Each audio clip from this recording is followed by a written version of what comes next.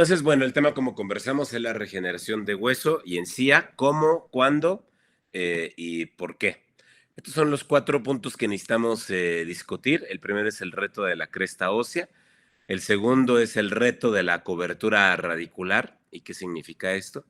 El tercero es la regeneración ósea guiada, que es básicamente cuando regeneramos en un reborde edéntulo, perdón, y implantes inmediatos post-extracción en alvéolos comprometidos. Un alvéolo comprometido es cuando se pierde una de las paredes de hueso que rodean la raíz del diente y queremos hacer la extracción y colocar el implante al mismo tiempo, ¿no?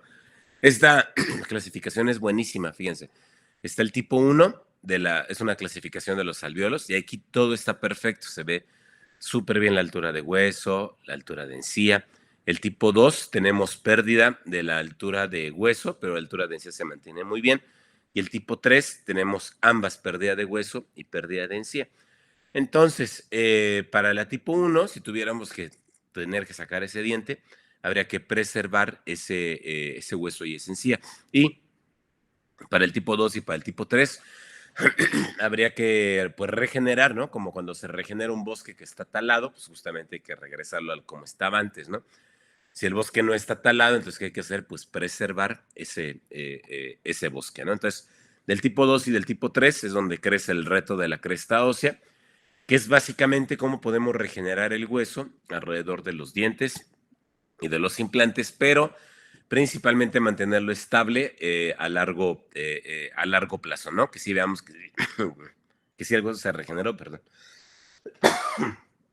Ay, perdón, chicos, que el hueso se regeneró, pero que se mantuvo sobre todo estable a largo plazo, ¿no? Indispensable detectar y eliminar factores etiológicos. Estas imágenes son de unas radiografías del doctor Luis Felipe Cámara Chejín, que fue mi maestro, y miren, tiene radiografías del antes y después de 20 años, ¿no? En las radiografías superiores, fíjense cómo se ve, pues, pérdida de hueso vertical, y 20 años después se regeneró el hueso sin necesidad de haber hecho ninguna cirugía. Cuando hablo de eliminación de factores etiológicos, claramente se refiere pues, que hubo una mejora del componente oclusal, un raspado y alisado radicular. En este caso, puntualmente, no desconozco la razón de los tratamientos de conductos, pero sí es claro que se trató pues, solamente con raspado y alisado radicular y mejorando la oclusión, y con eso bastó para que se regenerara el hueso, solamente eliminando los factores etiológicos conforme pasa el tiempo, ¿no? Haciendo un breve repaso de lo que es las partes de la encía, tenemos la encía queratinizada, que ahí es la que dice ahí en la foto que dice 4 milímetros, que va del margen gingival a la unión mucogingival, y de ahí le introducimos la sonda, mide ahí 1 milímetro. Entonces ahí, ¿qué significa? Que de encía insertada en este paciente, en este diente, tenemos 3 milímetros de encía insertada, ¿no? Más adelante vamos a hablar de la importancia de esto. Cuando hay ausencia de encía insertada, como es este caso, aquí la foto de nuestra izquierda, me faltó poner la sonda un poquito más abajo, pero vamos a imaginar que tiene ahí 2 milímetros de encía queratinizada. Metemos la sonda, mide 2 milímetros, entonces ahí mis matemáticas avanzadas, 2 menos 2 da igual a 0, significa que no tenemos encía insertada. Y cuando colocamos la sonda, así como la foto de nuestra derecha, sobre el margen gingival y movemos el margen gingival y al mismo tiempo se mueve lo colocamos sobre la línea mucogingival, movemos la línea mucogingival y al mismo tiempo se mueve el margen gingival, claramente tenemos una ausencia de encía insertada. Además, en este paciente sangró de inmediato. Pudo haber sido por la ausencia de encía insertada, aunque muy probablemente el problema aquí pues, es la placa dentobacteriana. Entonces, es un caso donde no hay encía insertada. Entonces, vamos a ir aterrizando esta información. Fíjense que entonces ya vamos a hablar del reto de la cobertura radicular. Como siempre, lo importante es identificar el factor etiológico, de ahí la clasificación de recesión que vamos a ver más adelante, y dejar claro los objetivos de la cirugía, ¿no? Entonces aquí, en este universo, pequeño universo de estos dos premolares, tenemos una que sería que como el 34, ajá, en el 4, tendríamos una restauración a nivel del cervical, que siempre es bien difícil que me la dejen bien ajustada, ¿no? Al final sabemos que los materiales de adhesión fallan por lo general en esa zona, o más allá de que fallen, son de muy difícil manipulación. Dejar ahí una restauración bien ajustada es bien complicado, ¿ah? Y por otro lado tenemos el diente de al lado, que tiene como una restauración, a lo mejor como tipo ionómero, cerómero, a saber, mejor, tantito mejor ajustada y no está inflamada la inflamación. Entonces, parte del tratamiento de esta pobre encía que se ve edematizada, que se ve inflamada, pues es básicamente quitar esa restauración que definitivamente está irritando la encía, ¿ok? Entonces, cuando hablamos del factor etiológico, necesitamos saber si fue afracción, que es causada por trauma por oclusión, que es cuando deja ese tipo de cuña en el cuello de los dientes, causada justamente por el trauma y el estrés mecánico en el cuello de los dientes, donde se ve estallando los prismas del esmalte. ¿Ah? La otra sería abrasión, que sería como la foto de en medio, que aquí es una combinación entre afracción, porque si se fijan, se ve como una cuñita, o sea, tiene un problema oclusal, pero se ve súper pulida la superficie, ¿no? La abrasión por lo general es, por ejemplo, por el cepillo dental y una técnica de cepillado como tipo de violín, con un cepillo duro, alguien muy, muy rudo para cepillarse, y por lo general se da solamente de un lado, ¿no? Que del lado donde más fuerte se cepilla el paciente, y es muy común, como se ve en la imagen, que se dé, por ejemplo, en la zona de los caninos, que es como el arco de la mandíbula. Entonces es normal que al estar más convexa la raíz de los dientes en esa zona, pues sea más propensa pues a recibir el trauma del cepillado, ¿no?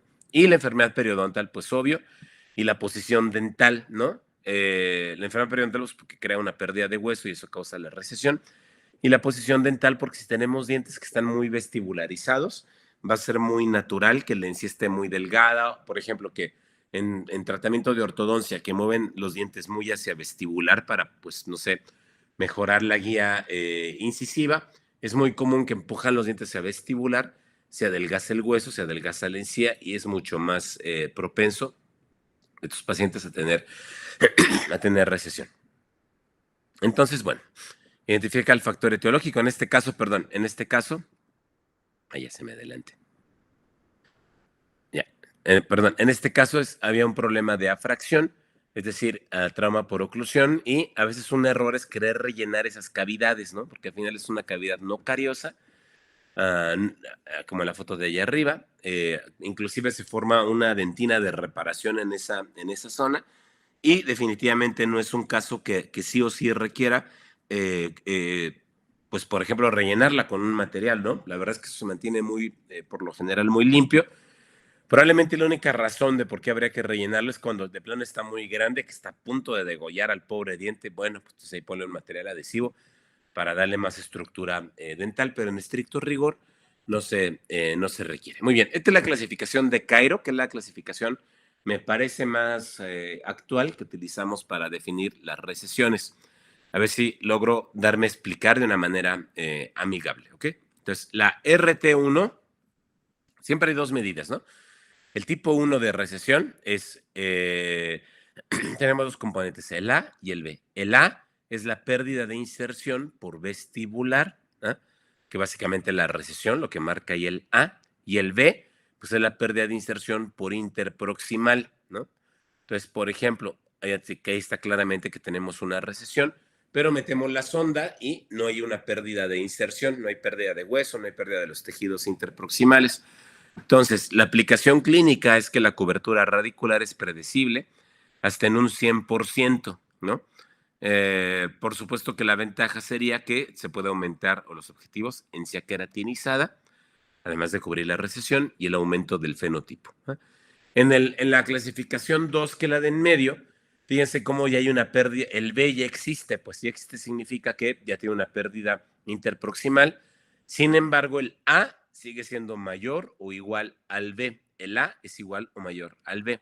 Entonces, la cobertura radicular está limitada a la altura interproximal y puede haber un aumento de densidad queratinizada porque se puede cubrir un poco de esa recesión y un aumento del fenotipo, o vamos, el fenotipo es el ancho de la encía, se puede aumentar el ancho de la encía para que esté más estable, pero finito, no se puede más que eso, pues, ¿no?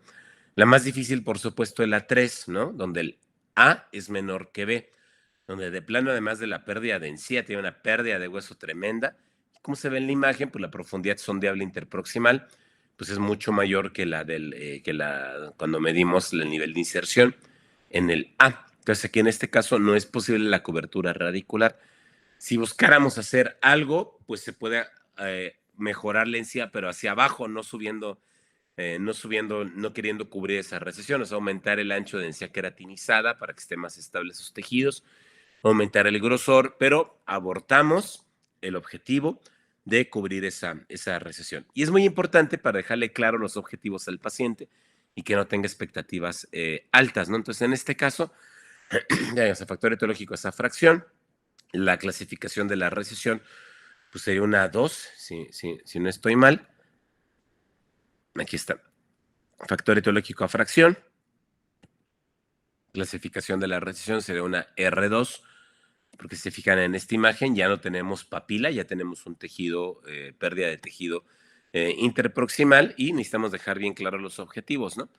Sí podemos a lo mejor cubrir un pelín de la recesión, pero el objetivo es básicamente es engrosar la encía y aumento de encía queratinizada para que el tejido esté más estable, ¿no?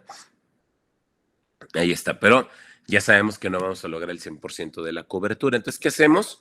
Pues lo primero es quitar esa restauración porque no estaba bien ajustada y aunque estuviera bien ajustada, la encía difícilmente se pega sobre sobre materiales de restauración. Entonces, aquí estamos haciendo algo que se llama tunelización. No buscamos como tal levantar un colgajo. La idea del túnel es como hacer como un sobre, válgame la expresión, en esa zona, y en esa parte, en ese sobre, introducir el tejido conectivo. El tejido conectivo es un injerto de encía que tomamos del mismo paladar del paciente. Entonces aquí la idea es crear ese sobre y por medio de esta sutura que se llama colchonero horizontal, y es un nylon, entramos por la parte externa. De ahí sale la sonda dentro de este sobre. Ahí va. Muy bien. Y ya de ahí tomaríamos el injerto de tejido conectivo, que es que es básicamente un pedacito de encía que tomamos del paladar del paciente. Hay varias técnicas para hacerlo. Aquí más adelante vamos a ver un par.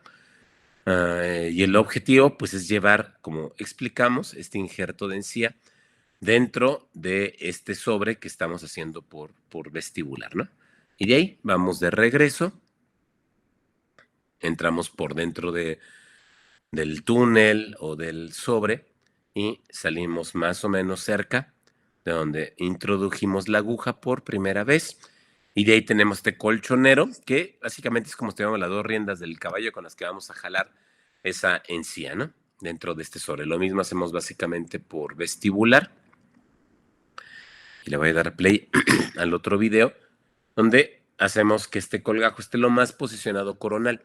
Sabemos que aunque dejemos el colgajo arriba, sabemos que vamos a tener una reincidencia, digamos, de la recesión, porque ya dejamos claro el tipo de recesión, ¿se acuerdan? Pues es tan importante saber la clasificación. No importa que lo dejes montado ahí del borde incisal, mientras no tengas claro la clasificación, pues puede que haya una falla de información hacia nuestros pacientes por no informarles claramente, pues, ¿no? Aquí está el resultado, el antes a los 21 días y a los 3 meses. Entonces, fíjense cómo ya a los 3 meses, que es el tiempo más o menos donde ya podemos evaluar el resultado final, ya tenemos una encía mucho más gruesa, sobre todo sana. Sí se cubrió un pelín la recesión, que les gusta a lo mejor como un, no sé, 30-40%.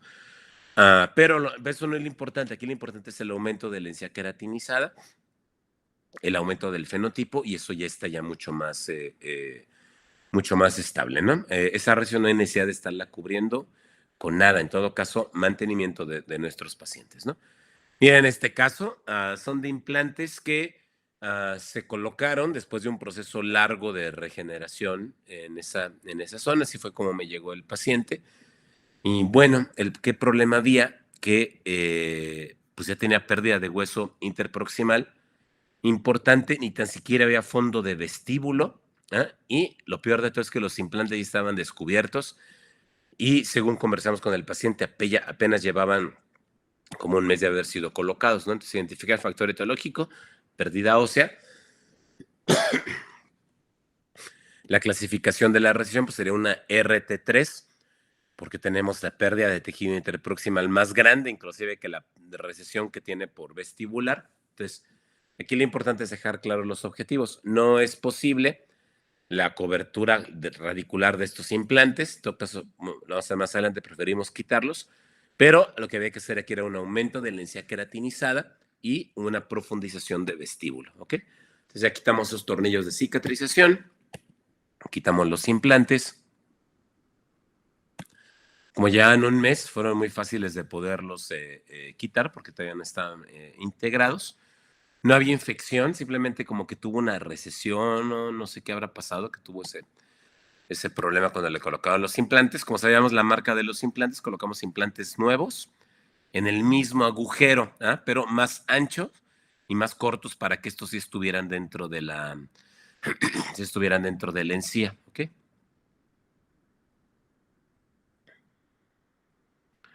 Colocamos los implantes, ahí están los nuevos implantes. Inclusive entraron a muy buen torque, que su torque es como fuerza de apretamiento. Y de ahí por lo general aprovechamos para colocar estos aditamentos que se llaman multi-units, que sirven para lograr un sellado hermético de la encía, ¿eh?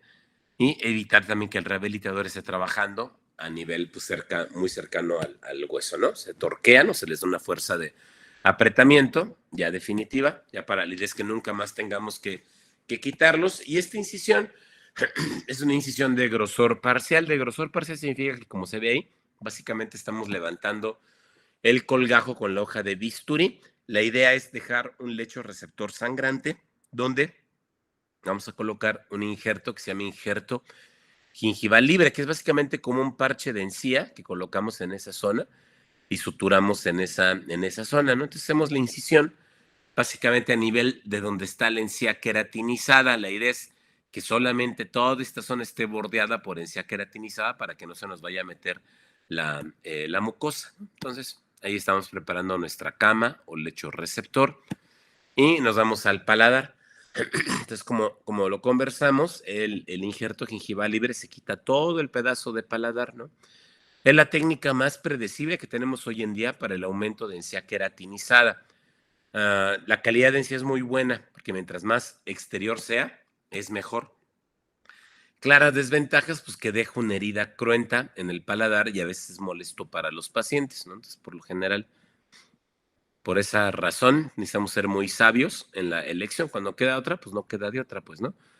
Pero si encontramos alguna alternativa, como un injerto de tuberosidad o algo, por supuesto que puede ser una buena solución, ¿no? Entonces ahí, aquí estoy asegurándome de que estamos cortando las fibritas del lecho receptor para que no quede flojo que no quede como un colchón de agua ahí el injerto, sino que quede lo más adherido. Y comenzamos la sutura del injerto gingival libre que tomamos del paladar. Y básicamente lo que hacemos siempre es como suturando los extremos, ¿no? Como para asegurarnos que abarque el injerto, la zona donde queremos aumentar el ancho de encía queratinizada. En este caso colocamos cianocrilato sobre el paladar, fíjense cómo se ve como este color, ¿no? Como si fueran unas escamitas, pero es cianocrilato, ¿eh? Para cubrir la herida y que no le esté molestando al paciente o que le esté molestando lo menos. Y ahí está, la idea es fijar lo más que se pueda el injerto gingival libre al lecho receptor en el afán justamente de que haya una sutura en T. La idea aquí, como van a escuchar, es fijar el colgajo de grosor parcial hacia la parte más apical para crear la nueva línea mucogingival. Vean cómo fijamos el colgajo apicalmente.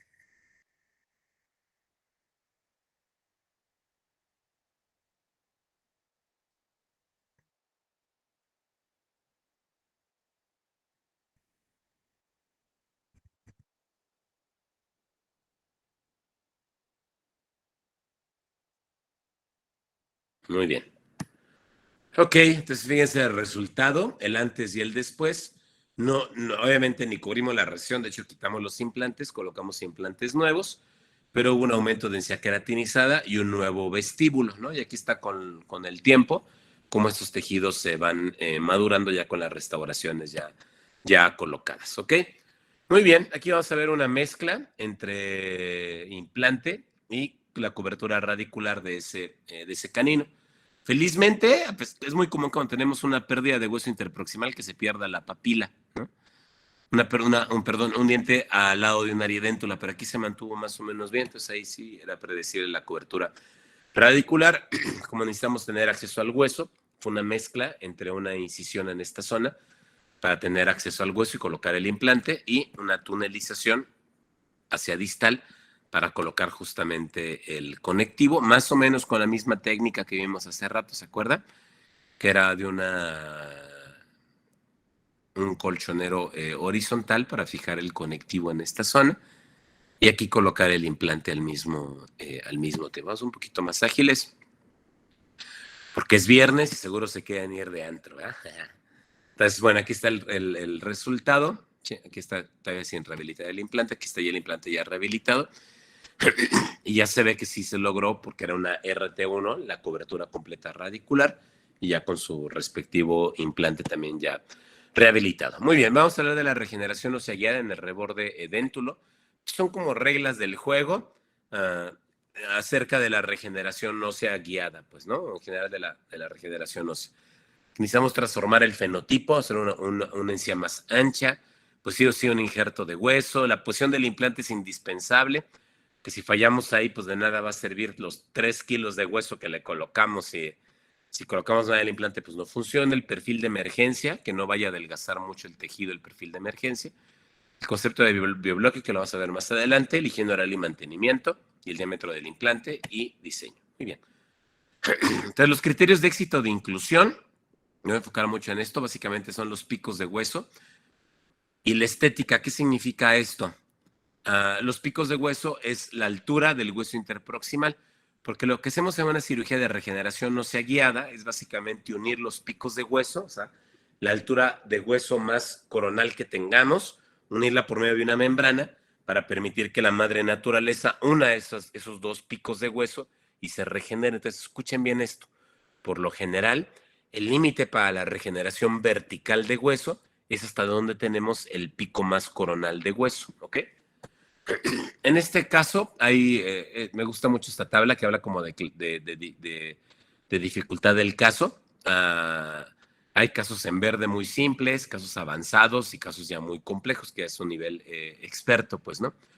El tema, para no echarles un rollo mareador con esto, la regeneración más difícil, o sea, en rojo, es cuando necesitamos aumentar el hueso verticalmente, porque al final, cuando queremos hacer una regeneración horizontal, tenemos toda una tabla de hueso de donde va a crecer el hueso, ¿no? Lateralmente va a crecer el hueso, hay una pared de células, pero cuando queremos crecer verticalmente, a veces no tenemos una pared, sino tenemos pues una mesita, válgame la expresión, donde queremos que se regenere todo el techo, ¿no?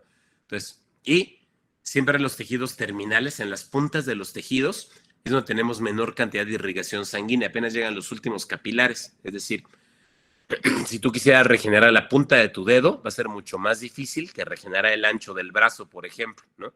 Que la punta del dedo es súper estrecha con los últimos vasitos sanguíneos. Entonces, si tú quieres regenerar la papila, la cresta ósea, pues el reto de la cresta ósea, ¿ah? La verdad es que se vuelve complicado, ¿no? Vamos a ir aterrizando un poco de esto, ¿no? Hablando de los picos de hueso, mira, en este caso, si trazamos vemos la tomografía, fíjense, la línea amarilla está trazando, si tuviéramos que hacer la extracción de este diente y regenerar el hueso, pues fíjense dónde están los picos de hueso de la línea amarilla, ¿no? No están donde debería de estar el hueso. ¿Dónde debería de estar el hueso? Bueno, pues por lo menos 2 milímetros por debajo de la unión cemento-esmalte, y pues no, definitivamente ahí no podemos. Entonces, si la paciente se nos pone muy exigente, ¿no? Ahí se ve la foto arriba de nuestro lado izquierdo, que tiene recesión, pérdida de papila y quiere que hagamos la extracción y coloquemos un implante ahí, pues si nada más quiere que hagamos ese diente, estamos muy limitados porque no se puede regenerar por indicación el hueso cuando ella tenía 15 años, se puede regenerar hasta la línea amarilla, ¿no? Si quisiéramos regenerar más el hueso, pues fíjense la línea verde, ¿no? Tendríamos que ir hasta el hueso interproximal del central, pero ya incluiría la extracción de 2 dientes, no de uno. Entonces, esa parte es bien importante para saber las limitantes de la regeneración. ¿Okay? Perdón, ¿en qué casos en implantes anteriores sí o sí lo tenemos que hacer? En pacientes con una sonrisa gingival súper alta, ¿no? Donde pues no va a fallar ahí la encía de porcelana o de acrílico, de circonia, la que quieras, porque es muy difícil hacer el match entre la encía de porcelana y la encía natural del paciente, pues, ¿no? Entonces ahí sí nos vemos obligados a hacer estas técnicas de regeneración, ¿no? Mira, en este caso, es un paciente con una línea de la sonrisa baja y justamente en este implante pues no teníamos hueso para poderlo colocar y ahí utilizamos nomás en este implante para regenerar el hueso, una técnica de regeneración vertical y miren qué bonito quedó. En estos implantes no necesitamos regenerar tanto porque no enseña al paciente la línea de la sonrisa y puede llevar una prótesis con encía de acrílico, de circonia, lo que quieran, pues, ¿eh? Pero no hay necesidad de torturar al paciente haciendo esta cirugía en todos los implantes, solamente aquí porque sí se necesitaba, pues, ¿no? Pero aquí me gusta porque se ve la diferencia de cuando hacemos una técnica regenerativa, cuando hacemos una técnica más convencional, ¿no? Si el paciente fuma, tiene la regla del 3-3, tiene que dejar de fumar 3 semanas antes y 3 semanas después. Muy bien, entonces ahora sí ya vamos al grano. Este es un caso que me gusta, porque es un caso ya muy viejito, de los primeros casos que hice. Le hicieron ortodoncia, es el clásico caso que tratan de jalar el canino para colocarlo en su posición ideal. Tristemente no lo logran, en el trayecto pues acaban causando una reabsorción del lateral, que es pues una complicación dentro de la complicación, pues, y pues hay que hacer la extracción de este par de dientes, como se ve en la tomografía, por la falta de hueso, ¿no? Hacemos un planeamiento reverso, que es básicamente hacer primero las extracciones, colocar un injerto de tejido conectivo y plasma con el objetivo de aumentar el fenotipo y nada más, no regeneramos hueso al inicio. ¿Por qué?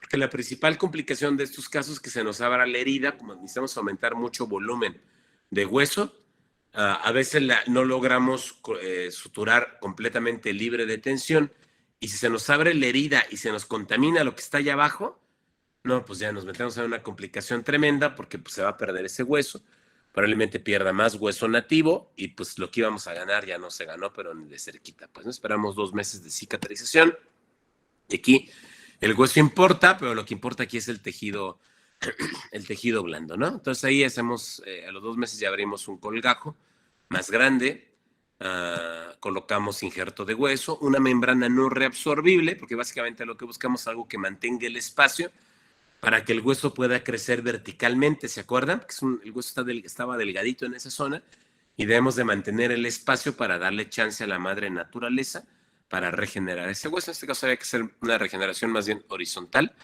y un poquito vertical, ¿no? Ahí no me alcanzó la membrana, ese fue un error mío, debí de elegir una membrana más grande. Felizmente no pasó gran cosa porque colocamos una membrana de colágeno, plasma y un poquito de injerto de hueso, de injerto de encía, perdón, de conectivo en la zona de la papila, ¿no? Ahí está la sutura. Es lo más difícil de todo, suturar borde a borde, libre de tensión, ¿no? Esperamos en este caso largos 9 meses. Ahí estamos levantando la encía, descubriendo, perdón, para quitar la membrana. Ahí se ve el antes y el después. Colocamos los implantes, obtenemos hueso del fresado biológico, que es básicamente hacer nuestro fresado para los implantes, a 150 revoluciones por minuto sin irrigación, y esto nos permite recolectar el hueso que sale justamente de las membranas, de las fresas. ¿Cuál es membrana? De las fresas, pues. Muy bien. Suturamos. A los 4 meses después, hacemos un diseñito del colgajo muy sencillo para llevar la encía queratinizada desde palatino a vestibular. Y hacemos un pedículo, como se ve en la imagen, para promover, digamos, la regeneración de la papila en esa zona, ya colocando parte de este colgajo en esa zona. Esta técnica es súper antigua, del 2008, creo. Sí, ¿verdad? Muy bien. Ahí está el día que se colocaron las coronas y este es el seguimiento a los 9 años. Felizmente ya lleva más tiempo, pero ese es el último seguimiento que tengo de tomografía, que es el que estoy presentando. Y aquí se ve la tomografía de atrás para adelante, donde pues básicamente es importante ver que tengamos suficiente hueso por vestibular. tanto del canino como del lateral, y donde podemos seguir pues las reglas del juego para que sea predecible el procedimiento como tal, ¿no?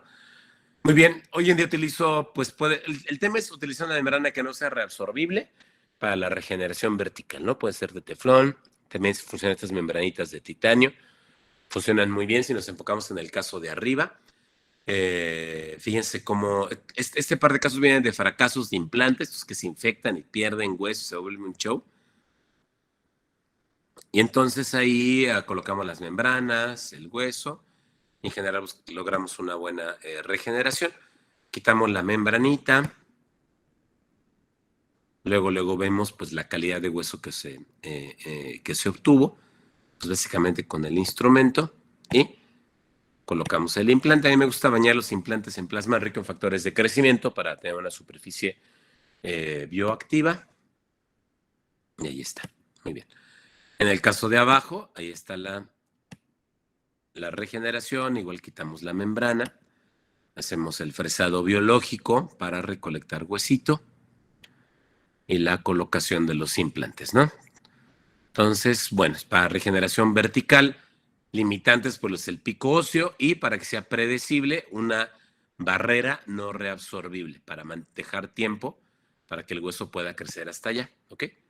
Y en este caso, tenemos aquí una recesión. Este hermano de un colega, ya hasta por la enfermedad periodontal que tiene ahí, tiene extrusión. Fíjense cómo se hizo un esfuerzo ahí de colocar una encía de porcelana, pero pues obviamente no quedó bien. Cuando se desinflame ese tejido, pues va a quedar más arriba, pues, ¿no? Entonces hicimos la extracción con calma, hicimos el incremento del fenotipo, ganar tejido blando.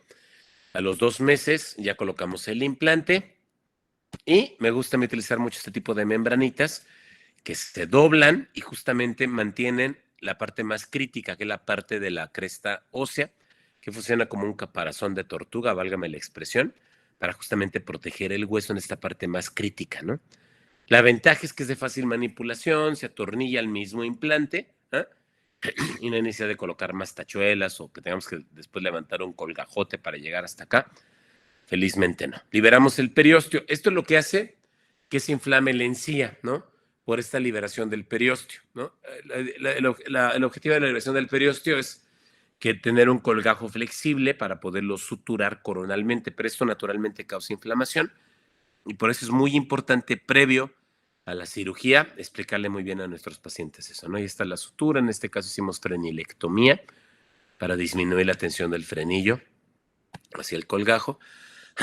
De la cicatrización a los 6 meses. A los 6 meses descubrimos, ahí ya quitamos como ven, pues la mallita de titanio, y ahí está la regeneración del hueso por vestibular.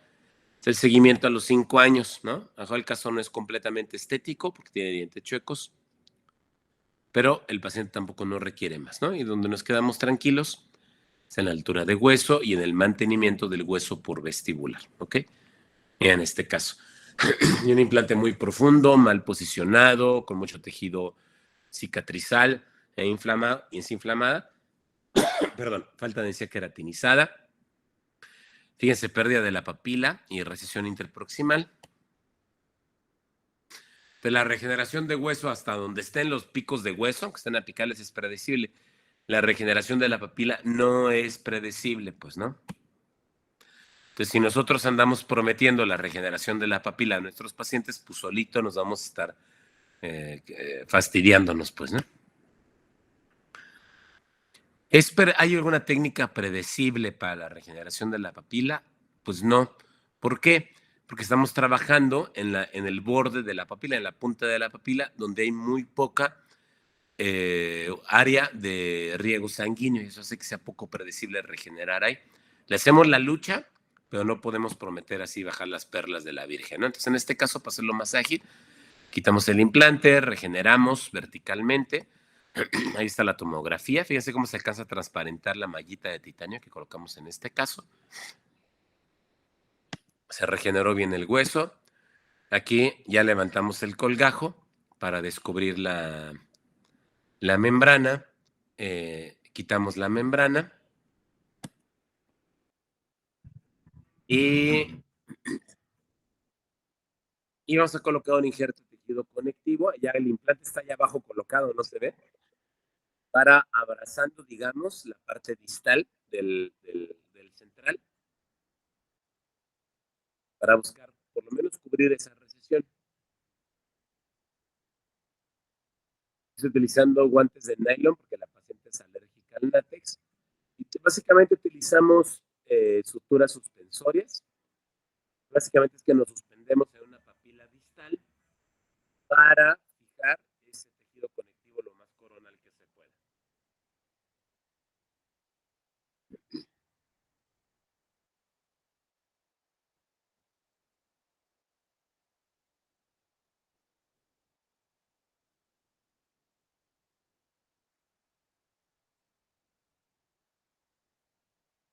Muy bien. Entonces hacemos lo mismo por palatino. Básicamente dejamos este tejido conectivo abrazando a la papila. Y ahora, ¿cuáles son los retos? Pues que de tanto colgajo posicionado coronal, la nueva línea mucogingival está muy hacia coronal. Entonces, lo que tenemos que hacer después, ya que esté más cicatrizado, hacer una profundización de vestíbulo, ¿no? Qué rollo, cuando tenemos que reconstruir, hay que reconstruir hueso y encía, ¿no? Entonces, ¿se acuerdan del injerto gingival libre? En anterior hacemos lo mismo, pero hacemos nada más con una bandita, porque si hacemos un injerto gingival libre muy grande y la paciente tiene una sonrisa gingival, el injerto gingival libre con los años cada vez se pone más blanco, ¿eh? Más queratinizado y se ve horrible. Entonces, lo que hacemos es colocar una bandita de tejido queratinizado aquí para, digamos, una barrera para que la encía no se meta aquí en esta zona, ¿ah? Y todo esto lo cubrimos con plasma rico en factores de crecimiento, ¿no? Entonces ahí está el resultado. Ahora sí ya descubrimos el implante. Son pacientes que hay que hablar mucho con ellos, tienen que ser súper resilientes porque ya hasta se acostumbran los pobres a tanta cirugía, ¿no? Porque para lograr un resultado estético es una buena chamba, ¿no? Esta técnica es la técnica de Roll. Básicamente lo que estamos haciendo aquí es desepitelializando la encía por palatino y de ahí vamos a hacer una incisión. ¿Por qué? Esta incisión que abarca este tejido desepitelializado, porque el objetivo es invaginar esta encía que tenemos por vestibular, invaginarla hacia la parte vestibular. ¿Ok? Sí se está escuchando bien, ¿verdad, amigos? Sí, Doc, todo bien. Ah, gracias, perfecto. Se me metió ahorita por si tiene un mensaje. ¿Qué tal que estoy aquí hablando con el merolico? Y ya no se escucha nada. Entonces, aquí la idea es hacer esta incisión y posicionar esta encía hacia vestibular, ¿no? Haciendo también un colgajo de grosor parcial. Ese colgajo ese que es el de que se levanta el colgajo con el bisturí para no levantar hasta hueso. Tiene la ventaja de que se deja un lecho receptor sangrante.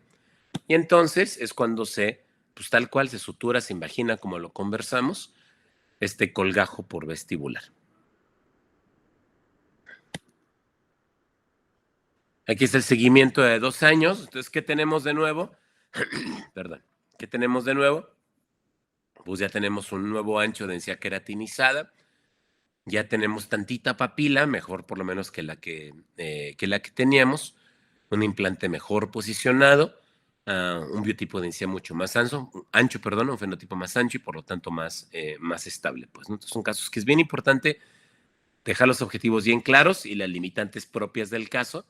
Si les sí puedo mejorar a lo que traes, pero tenemos limitantes ahí claras del caso, ¿no? Entonces simplemente necesitamos descansar en eso. Muy bien, vamos a la última parte, que son implantes inmediatos post-extracción en alvéolos comprometidos, que son alvéolos donde se ha perdido alguna pared de hueso, ¿no? Uh, miren, este fue el primer caso que hice, ¿se acuerdan de la clasificación de hace rato? Pues sería un tipo 2 o un tipo 3, ¿no? Esta es la técnica, me gusta mucho. La técnica es inspirada en el doctor Martins da Rosa, yo le he hecho un par de modificaciones. Los retos o los objetivos son hacer la extracción y colocar el implante inmediato, la regeneración del hueso por vestibular o por bucal e incrementar el fenotipo todo al mismo tiempo. ¿Ok? Esta es la sensación del primer caso que hacemos. Son casos difíciles, donde hay que calcular muy bien, no tenemos a veces experiencia la primera vez que hacemos técnica. Es una sensación de estar en el viejo oeste, ¿no? Entonces, tenemos aquí una lesión periapical. En la tomografía se alcanza a ver tenemos 2 milímetros de hueso basal, lo justito apenas para anclar el implante, más o menos unos 11 milímetros de pérdida de hueso por vestibular, que es justamente el hueso que queremos regenerar, ¿no? Entonces hacemos la extracción. Esta técnica utilizamos un injerto de bloque trilaminar de la tuberosidad.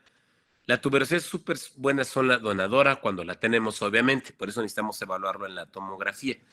Entonces el objetivo es levantar un colgajo de grosor parcial por vestibular en la tuberosidad y obtener este injerto en bloque, ¿no? Se llama trilaminar porque tiene su primera lámina, sí, claro, que es el periósteo tejido conectivo. El segundo es el hueso cortical y el tercero es el lado del hueso esponjoso que va a ir hacia el implante y el injerto, y el conectivo pues va a ir hacia la encía, ¿no? Entonces, levantamos el colgajo de grosor parcial y por medio de unos cinceles y de ese instrumento piezoeléctrico, cortamos la tuberosidad para tener acceso justamente a esta tuberosidad y obtener el injerto en bloque, ¿ok? Entonces aquí están los cinceles, y aquí está el injerto que obtuvimos, ¿no? El injerto que tiene su lado esponjoso, su lado de tejido conectivo, aquí se me expuso tantito del hueso cortical, ¿ah? Y con unas gubias tal cual cortamos el injerto para lograr una cuña que es la que vamos a insertar por vestibular justamente de ese implante inmediato, ¿no? Entonces, esta es la parte que insertamos hacia vestibular. Fíjense cómo hay una lesión periapical activa. Aquí mandamos antibiótico por lo menos 2 días antes y 7 días después. Lo sellamos todo con plasma. No levantamos un colgajo. Fíjense como a las 2 semanas es muy común. Va cerrando solito. Se coloca un puente Maryland. Y aquí está el seguimiento a los 2 meses con el puente Maryland. Ya se ve una encía sana, ya no se ve la lesión periapical. Y apenas a los 4 meses encontramos felizmente que había hueso encima del implante, lo cual lo removimos con la misma gubia. Y aquí la idea es colocar un aditamento transepitelial o un aditamento que logre un sellado de la encía para que el rehabilitador no me trabaje, no me esté tomando impresión hasta el nivel de hueso, sino me lo tome un pasito más, un piso más arriba, pues, ¿no? O más coronal, ¿no? Que no me esté invadiendo esta zona. Y ahí está el día de la colocación de la corona. Este es el seguimiento a los 2 años y se ha mantenido lo suficientemente estable. Miren, en este caso tenemos una encía pues, que está edematizada, está inflamada, está perforada, tiene un fenotipo delgado, ¿no? Y tiene recesión, si lo comparamos con el diente de al lado, es un diente que está fracturado, entonces sería un tipo 3, ¿no? Que tenemos pérdida de tejido y encía. También sale pus en ese momento, pues, ¿no? Miren, está la tomografía y utilizamos la misma técnica, poder hacer la extracción, colocar el implante y tomar el injerto de tuberosidad. Entonces, ahí está el video donde estoy midiendo ahí como el tamaño del defecto para calcular el tamaño del injerto en bloque de tuberosidad que necesitamos tomar, ¿ok? Tomamos una buena cantidad de injerto de tuberosidad. Aquí le estoy quitando el epitelio, que se lo con un poco de epitelio, para que solamente dejemos el tejido conectivo y colocamos el implante e insertamos el injerto en bloque, que es el hueso esponjoso, el hueso cortical, y su misma encía ahí insertada en esa zona para meterlo dentro del nuevo alveolo. Aquí se ve una foto por vestibular. Y estaba tan grande el defecto que en este caso sí colocamos algo de injerto de hueso para sellar los espacios ahí que quedaron abiertos, ¿no? En este caso colocamos un tornillo de cicatrización personalizado, que es básicamente un tornillo de cicatrización que le da volumen para mantener el volumen por vestibular e ir conformando el perfil de emergencia, ¿no? Aquí se ve el perfil de emergencia, el aditamento personalizado. Ahí están las 3 semanas. Se alcanza a ver un poquito de dónde estaba la perforación en esos círculos antes y después. Y ese tejido inmaduro y el nuevo margen gingival, porque es normal siempre que se desinflama la encía, pues que se encoja, que se elimina la infección, se elimina el edema y se encoge la encía, ¿no? Entonces aquí se ve ya el resultado de los 4 meses, el antes y el después. Ahí se alcanza a ver en la foto de arriba, de nuestro lado derecho, el viejo margen gingival y el nuevo margen gingival para lograr justamente la estabilidad de los tejidos, ¿no? Este casito más también, un caso con recesión, a una niña joven, como de 23 años, que con episodios de enfermedad periodontal agresivos, hicimos la extracción, de nuevo injerto de tejido conectivo, perdón, injerto de trilaminar, colocamos el implante, sellamos con el injerto en bloque, en este caso fue carga inmediata. Carga inmediata significa colocar el implante y la provisionalización inmediata, ahí está, pues pasé tantita regeneración en un defecto vertical que teníamos chiquitín.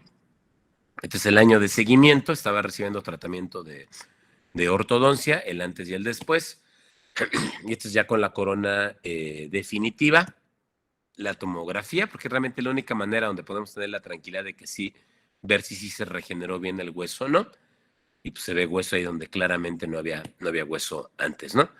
Pues aquí le demos 3 años de seguimiento. Hicimos acá abajo, en la foto, en la radiografía de abajo de nuestro lado derecho, una mini regeneración vertical, muy poquita. ¿Por qué? Porque tenemos el limitante de que regeneramos a donde está el pico óseo, ¿se acuerdan? No podemos regenerar milagrosamente el hueso más arriba de los picos óseos. Sí, siempre hay casos milagrosos, ¿no? Pero en general no es algo que tengamos que sea predecible, vamos, ¿no? Muy bien, este es el último caso. Este es un implante mal posicionado, muy ancho y muy profundo, y de pues un resto casi ya radicular sano, pero no restaurable de esa raíz, ¿no? En este caso hacemos una técnica que se llama socket shield, donde cortamos el diente a la mitad y dejamos la dentina por vestibular para preservar los tejidos justamente por vestibular y colocamos los implantes más hacia palatino, pues, ¿no? Y utilizamos esta misma técnica para el implante. Hicimos un encerado diagnóstico para hacer un alargamiento de corona. Esos excesos de encía los guardamos para utilizarlos como tejido conectivo. Hicimos un alargamiento de corona con piezo MED, que es un instrumento ultrasónico. Y hicimos tanto la explantación como cortamos la raíz a la mitad. Hicimos la extracción del componente palatino de esa raíz para solamente dejar la parte por vestibular y colocamos los implantes, ¿no? Tomamos el injerto de tuberosidad para insertarlo por vestibular y los restos de encía los colocamos por vestibular en la zona donde recién quitamos el implante, ¿no? Aquí está la cicatrización a los 2 meses. Hicimos el descubrimiento a los 2 meses y ya se ve el nuevo hueso formado por vestibular, lo cual nos dio mucho gusto. Colocamos de inmediato los pilares para hacer un concepto de biobloque y evitar que haya reconexiones, que haya un sellado de la encía, que no entren bacterias y que el rehabilitador no esté entrando hasta el hueso para rehabilitar esa zona, que eso podría causar pérdida de hueso, ¿no? Entonces el día que colocamos los provisionales, y aquí está el resultado final, ¿no? Se ve clarito la encía cicatrizal del implante que tuvimos que quitar y la encía del socket shield, que se ve súper bonita, pero porque ahí nunca recibió ninguna cirugía esta niña, pues, ¿no? 5 años de seguimiento. Ahí está la tomografía, donde vemos que pues, se mantiene este hueso estable conforme pasa el tiempo. Algunas fotos lindas de la niña. Muy bien, vamos entonces ya a nuestras conclusiones. Hablamos del reto de la cresta ósea, que es básicamente regenerar el hueso donde no lo hay, muy claro en alvéolos tipo 2 y tipo 3. Hablamos de las reglas del juego, que son como cosas muy básicas que no importa cuánto injerto de hueso hayas colocado, si cometemos errores en una de estas, pues no va a funcionar. Hablamos del reto de la regeneración de la cobertura radicular, donde lo más importante es saber la clasificación del tipo de recesión que queremos cubrir y que sí le podemos hacer la lucha para regenerar la papila, pero no es predecible. ¿Por qué? Porque estamos trabajando en el borde de la papila, ¿no? Hablamos de regeneración ósea guiada, de la importancia de reconocer los picos óseos y cuando lo logramos es bastante predecible a largo plazo, y de los implantes inmediatos post-extracción, donde a mí me encanta esta técnica del injerto en bloque trilaminar para alvéolos tipo 2 y 3, que es cuando no tenemos suficiente hueso o encía por vestibular.